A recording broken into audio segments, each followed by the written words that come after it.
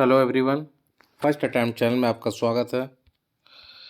आज हम लोग पढ़ेंगे सीएनटी पार्ट 6 छोटा नागपुर काश्तकारी अधिनियम।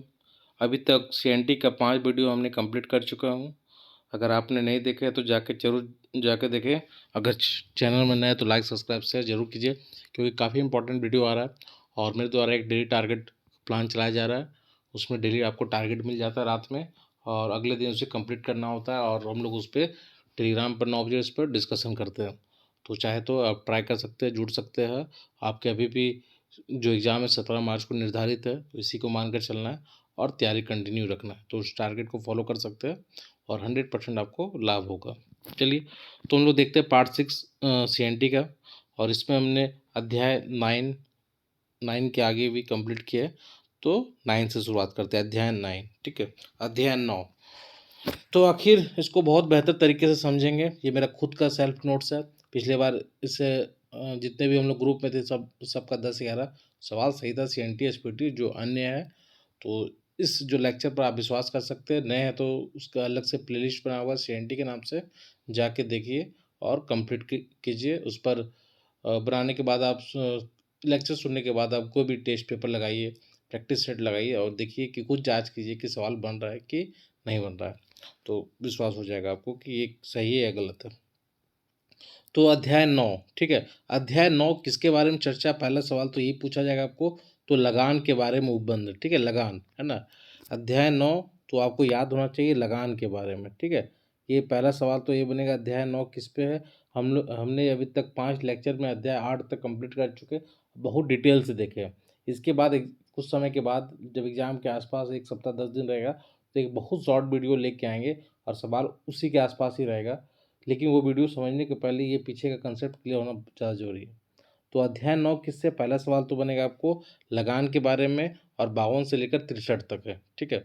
52 से लेकर 63 तक है, ये आपको बात पता होनी चाहिए, ठीक है।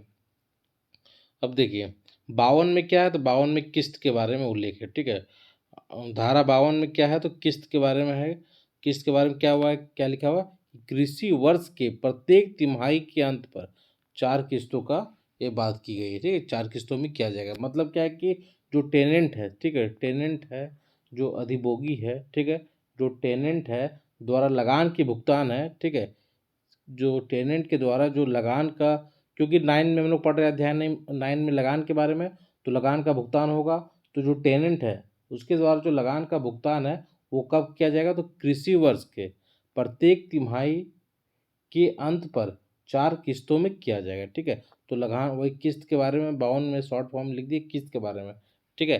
तो जो टेनेंट है वो लगान का भुगतान कैसे करेगा, तो कृषि वर्ष के प्रत्येक तिमाही के अंत में 4 किस्तों में करेगा। ये पॉइंट आपको याद होना चाहिए। अब देखिए किस्त कर दिया, किस्त का भुगतान कर दिया। अब क्या है कि लगान आखिर भुगतान कैसे करेगा, प्रोसेस क्या होगा, है ना। तो प्रोसेस होगा कि माल कचहरी में, है ना, माल कचहरी में या फिर डाक मुद्रा मनी लॉन्ड्रिंग के द्वारा, है ना, उपायुक्त के माध्यम से, ठीक है। तो लगान के भुगतान की जो रीतियां हैं कैसे है, तो माल कचहरी में एक ये है, या फिर डाक मुद्रा है जिसको हम लोग बोलते हैं मनी ऑर्डर द्वारा उपायुक्त के माध्यम से किया जा सकता है। तो इसमें बोला कि ठीक है भैया हम किस्त देंगे, ठीक है। 52 में बोला किस्त देंगे, किस्त कैसे देंगे, तो ये हमने बात किया है कि भुगतान कैसे होगा, तो कृषि वर्ष की प्रत्येक तिमाही के अंत में 4 किस्तों में, ये हमने पढ़ा 4 किस्तों में होगा। और फिर 53 में देखें कि 53 में हमने क्या देखा, 53 में हम लोग देखे कि जो प्रोसेस कैसे होगा लगान भुगतान का, तो माल कचहरी या फिर मनी ऑर्डर के द्वारा उपायुक्त के माध्यम से। किस्त का पता चल गया कैसे करना है, लगान भुगतान कैसे को वो भी पता चल गया। अब 54 में क्या है, देखिए 54 में क्या है, लगान और उसके ब्याज के लिए रसीद, ठीक है। तो जो लगान है और उसके ब्याज का रसीद है, हस्ताक्षरित रसीद मिलेगा, उसको साइन किया हुआ मिलेगा, है ना। तो ये है, ठीक है। और देखिए लगान भुगतान की रसीद देने में असफल होने पर, अगर रसीद 54 में की जो लगान भुगतान हुआ उसका रसीद मिलेगा, ठीक है, ठीक है, साइन किया हुआ मिलेगा। अगर लगान भुगतान की रसीद देने पर, ठीक है, असफल होने पर 1 माह का कारावास और 100 रुपये जुर्माना, ठीक है। देना है रसीद, ये पता है आपको। मेरा लेक्चर बहुत ध्यान से सुनिएगा, बहुत मैं क्लियर, बहुत सिंपल भाषा में आपको समझाने का प्रयास कर रहा हूँ। 52 ने क्या बोला, किस्त होगा। 53 में क्या बोला कि लगान का भुगतान देना हो, कैसे देना होगा, तो माल कचहरी या फिर डाक मनी ऑर्डर के द्वारा उपायुक्त के माध्यम से। 54 ने बोला कि रसीद मिलना चाहिए, ठीक है, साइन किया हुआ। अगर बोलता है कि असफल हो जाएगा रसीद देने में, तो उसको फिर 1 माह का कारावास और या फिर 100 रुपये जुर्माना। तो ये भी बात आपको ध्यान में रखना है, ठीक है। 54 के बाद आपको इम्पोर्टेंट है फिर आपका 58, धारा 58 में क्या हम लोग देखते हैं। अब देखिए, बोला कि भैया देना तो है लगान, ठीक है, लेकिन 58 में क्या हो गया ना कि लगान बकाया या मुझ पर ब्याज, लगान बकाया रह गया, ठीक है। तो बकाया जब रह गया तो कुछ तो ब्याज वाज देना होगा, तो इस पर हम लोग बात करेंगे। देखिए, दे तिथि को सूर्यास्त पूर्व लगान भुगतान नहीं तो बकाया समझा जाएगा, ठीक है। ये बताया गया कि इसमें बकाया कब समझागा, जो दे तिथि है, जो डेट निर्धारित है, उसको सूर्यास्त के पूर्व लगान का अगर भुगतान नहीं किया जाता है तो उसे फिर लगान का हम लोग बकाया समझेंगे, ठीक है। यदि भूस्वामी राज्य सरकार है, ठीक है, यदि जो भूस्वामी है राज्य सरकार है, तो कृषि वर्ष के अंत तक लगान का भुगतान नहीं है तो फिर वो बकाया हो गया, ठीक है। ये बात समझने वाली बात है। सवाल जहाँ से पूछा जाएगा मैं बताता हूँ, ये सवाल आएगा आपका 6.25 से। क्या सवाल आएगा मैं बताना चाहता हूँ। अगर लगान बकाया राशि पर 6.25% वार्षिक दर से समान साधारण ब्याज, ठीक है, साधारण ब्याज लगेगा। लगान की बकाया राशि पर अधिकतम करने का मतलब है कि जो लगान का जो बकाया राशि है उस पर अधिकतम कितना लगेगा वार्षिक दर पर साधारण ब्याज, तो 6.25%। ये ध्यान में रखना है। डायरेक्ट सवाल आएगा कि किस में उल्लेख है, तो 58 में लगान का बकाया किस में, तो 58 में कितना है, तो 6.25% वार्षिक दर से साधारण ब्याज पर, ठीक है। ये बात को ध्यान में रखना, ये बहुत इंपॉर्टेंट पॉइंट है, इसलिए मैं इस पर फोकस ज़्यादा कर रहा हूँ। लेकिन अगले कृषि वर्ष में संपूर्ण लगान का अगर भुगतान कर देता हो तो 3% से ज़्यादा नहीं होगा, मतलब अधिकतम कितना होगा, तो अधिकतम 3% की दर से ब्याज लगेगा। लेकिन कब होगा ऐसा, जब अगले कृषि वर्ष में संपूर्ण लगान का अगर भुगतान कर देता है तो फिर वो 3% तक ही ब्याज उसको लगेगा। तो ये बात भी आप ध्यान में रखिएगा, 58 वाला बात, ठीक है। तो हमने 54 पढ़ लिया, 52 पढ़ लिए। सबसे पहले किस्त था, 53 में क्या था, लगान का भुगतान। 54 में क्या था कि लगान और उसके जो रसीद मिलेगा, नहीं दिया गया रसीद में असफल हो जाता तो 1 माह कारावास और 100 रुपये जुर्माना। ये पढ़ ली 54। फिर 58 में हमने देखा कि लगान का बकाया उस पर ब्याज, ब्याज कितना 6.25% अगर साधारण ब्याज दर पर, ठीक है। लेकिन अगले कृषि वर्ष में संपूर्ण लगान का भुगतान कर दे तो 3% से ज़्यादा नहीं होगा ब्याज, ठीक है। अब अगला है धारा 59, भूधारक का पट्टा रद्द होने पर, ठीक है। भूधारक का पट्टा रद्द, लगान नहीं दिए जाने पर स्थिति में क्या होगा, भूधारक का पट्टा रद्द हो जाएगा। 59 में आपको याद रखना सॉरी, धारा 59 में आपको याद रखना है कि भूधारक का पट्टा रद्द हो जाएगा। कितना, धारा 59 में, बस इतना ही याद रखना है इसमें। फिर आई धारा 60, पट्टा रद्द हो गया, ठीक है, लगान नहीं दिया तो रद्द हो गया। हमने देखा भी कि बकाया था, उसके पहले 58, उसके बाद नहीं दे पाया वाला काम, तो भूधारक का पट्टा रद्द भी कर दिया जाएगा। 60 में क्या है, देखिए धारा 60, लगान के बकाये का काश्तकारी पर प्रथम भार होगा, ठीक है। कहने का मतलब क्या है, देखिए 60 में ये कहा गया, बहुत इंपॉर्टेंट नहीं लेकिन आप समझ लीजिए कि लगान के बकाये का काश्तकारी पर प्रथम भार होगा। तो कहने का मतलब है कि जो काश्तकारी का लगान काश्तकारी का प्रथम भार होगा, परंतु यदि लगान के बकाये का भुगतान हेतु काश्तकारी का विक्रय कर दिया जाए तो खरीदार होगा उसका, ठीक। मतलब कि प्रथम भार किस में पड़ेगा, लगान का जो बकाया है उस पर, मतलब किसी को तो लेना होगा ना जिम्मेवारी, तो किस पर होगा, तो काश्तकार पर होगा, ठीक है, काश्तकारी पर होगा। अगर विक्रय कर देता है तो फिर खरीदार पर होगा, लेकिन प्रथम बार काश्तकारी पर होगा। ये ध्यान में रखना है, किस में बोला गया, तो धारा 60 में बोला गया, ठीक है। अब हम लोग देखते हैं अगला धारा जो काफ़ी इंपॉर्टेंट है, धारा 61, ठीक है, वस्तु के रूप में देय लगान का रूपांतरण। डायरेक्ट सवाल आएगा कि कौन से धारा में वस्तु के रूप में देय लगान का रूपांतरण किया गया, एकदम डायरेक्ट सवाल आएगा, वो यही सवाल आ जाएगा आपका, तो धारा 61, ये ध्यान में रखिएगा, ठीक है। इसके पास किसके पास पावर है करने का, तो अधिकार किसके पास है, उपायुक्त या फिर या राजस्व अधिकारी के पास है, ठीक है। वस्तु को कैश के रूपांतरण करेगा कौन, तो उपायुक्त या राजस्व अधिकारी, ये ध्यान में रखिएगा। धारा 61 भी काफ़ी आपके लिए इम्पोर्टेंट है, ठीक है। मतलब 61 समझ गए, वस्तु के रूप में देय लगान का रूपांतरण, बहुत ही इंपॉर्टेंट है 61, इसको याद होना चाहिए।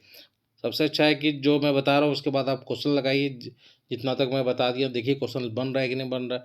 अगर बन रहा है तो मतलब आप सही जा रहे हैं, समझ रहे हैं चीज़ों को बेहतर। धारा 62 में क्या हम लोग देखते हैं, ठीक है।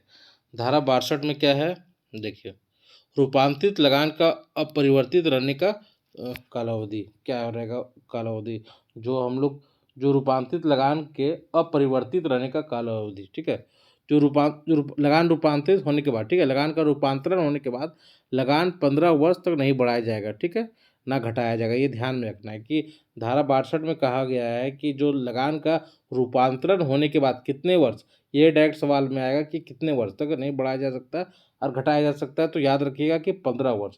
ये 15 वर्ष काफ़ी इंपॉर्टेंट है। रूपांतरित लगान धारा 62 में क्या, रूपांतरित लगान के अपरिवर्तित रहने की जो कालावधि है उसके बाद क्या क्या, ठीक है। लेकिन इसे भूस्वामी द्वारा की गई अवधि अथवा जोत के क्षेत्र में परिवर्तित अथवा उपायुक्त और राजस्व अधिकारी के आदेश से ही 15 वर्ष पूर्व बढ़ाया जा सकता है, और राजस्व अधिकारी द्वारा पारित आदेश के आधार पर 15 वर्ष पूर्व घटाया जा सकता है। अगर चाहे तो घटाया बढ़ाया जा सकता है, लेकिन ये जान लीजिए कि जो 15 वर्ष तक है उसको लगान बढ़ाया घटाया नहीं जा सकता है। किसके अधीन, धारा 61 के अधीन किसी जोत का लगान रूपांतरित किया गया हो तो, ठीक है, ये भी ध्यान में रखना है 15 वर्ष, ठीक है, ये 15 वर्ष काफ़ी इंपॉर्टेंट है, ठीक है। धारा 61 का मैं एक पॉइंट था बता देता हूँ मैं, अगर जो अधिभोग जोत है उसका अगर लगान रूपांतरण करना है तो अधिसूचना का बात कर रहा है तो जारी करेगा राज्यपाल, ठीक है, ये ध्यान में रखिएगा। अधिसूचना कौन जारी करेगा, तो राज्यपाल।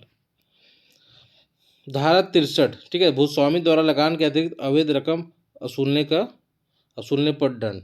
धारा 63 में क्या है कि यदि कोई भूस्वामी काश्तकार से विधिपूर्व दे, मतलब सिंपल सा समझिए कि भूस्वामी द्वारा के लगान के अतिरिक्त, ठीक है, जो लगान होना चाहिए उसके अतिरिक्त अगर रकम वसूलता है तो उसको दंड का प्रावधान है। कितना, तो याद रखिए 6 माह, ठीक है, 6 मंथ के साधारण, 6 माह के साधारण कारावास या 500 रुपये, ठीक है, या 500 रुपये या दोनों, ठीक है।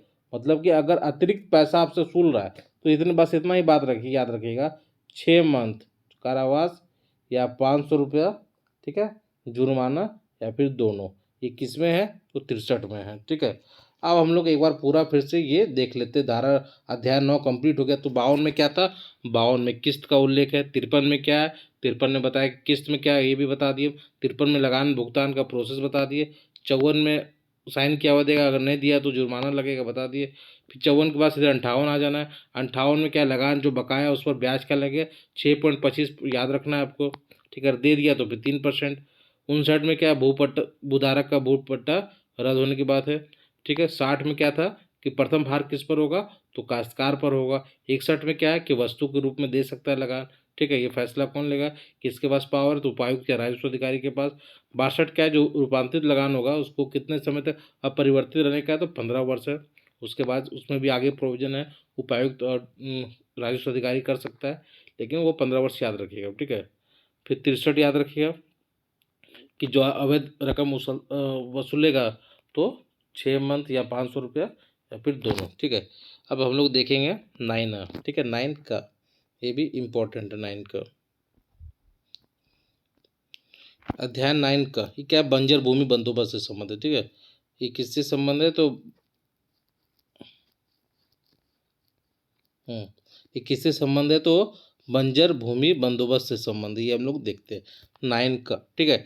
तो 9 का पहला है कि 63 का, 63 का किससे क्या पहले सवाल आ जाएगा, 63 का धारा, ये आपको ध्यान में होना चाहिए, ठीक है। 63 का ये बंजर भूमि के बंदोबस्त पट्टे पर किया जाना, ठीक है। राज्य सरकार द्वारा बंदोबस्त विहित पट्टे द्वारा पट्टे 2 प्रतिरूप तैयार होगा, एक संबंधित रैयत के पास, एक उपायुक्त के पास। मतलब है कि बंजर भूमि का जो बंदोबस्त पट्टे पर जो किया जाना है उस पर बात किया जाएगा, ठीक है। बंजर भूमि का बंदोबस्त पट्टे पर किया जाना, ठीक है। प्रारूप तैयार होगा, एक प्रति इसके पास होगा रैयत के पास, दूसरा होगा उपायुक्त के पास, भेज दी जाएगी। तो बंजर भूमि से संबंध 63 का याद रखना है आपको, ठीक है। उसके बाद अगला देखिए, बंदोबस्त रद्द, ठीक है। 63 ख में क्या है, बंदोबस्त रद्द करने का, ठीक है। बंदोबस्त को रद्द किया जाना कैसे होगा, बंदोबस्त तारीख से 5 वर्ष, ठीक है। बंदोबस्त जब हुआ उसके तारीख से 5 वर्ष, ये 5 वर्ष याद रखना है। उपरोक्त रीति जो रीति रिवाज है उसके अनुसार से खेती ना की गई हो अथवा उसका संक्रमण किया गया हो तो उपायुक्त डीसी ऐसी भूमि को बंदोबस्त रद्द किया जा सकता है, ठीक है। और फिर ऐसी भूमि को पुनः बंदोबस्त हेतु स्वतंत्र होगा। तो कितने साल, तो ये 5 वर्ष याद रखना है आपको कि यदि जो उपरोक्त रीति से बंदोबस्त किसी भूमि पर बंदोबस्त की तारीख से 5 वर्ष की समयावधि में खेती ना की गई हो, ठीक है, अथवा उसका संक्रमण किया गया हो, तो जिले के जो उपायुक्त है वो बंदोबस्त को अपास कर सकते हैं या फिर पुनः उसको पुनः बंदोबस्त करने के लिए स्वतंत्र। तो याद रखना है कि उस रीति से करना होगा, है ना, उसका संक्रमण न किया गया हो तब, ठीक है। 5 वर्ष, ये पॉइंट याद रखिएगा, ये पॉइंट भी इम्पोर्टेंट है। अध्याय 10 हम लोग कल देखेंगे, अध्याय 10, ठीक है। और बताइएगा ये लेक्चर कैसा लगा, नहीं तो अभी थोड़ा सा और लंबा हो जाएगा, इसको कल रखते हैं फिर, और कल 2 अध्याय कम से कम कंप्लीट करेंगे। और अच्छा लगा तो लाइक सब्सक्राइब शेयर जरूर कीजिए। धन्यवाद।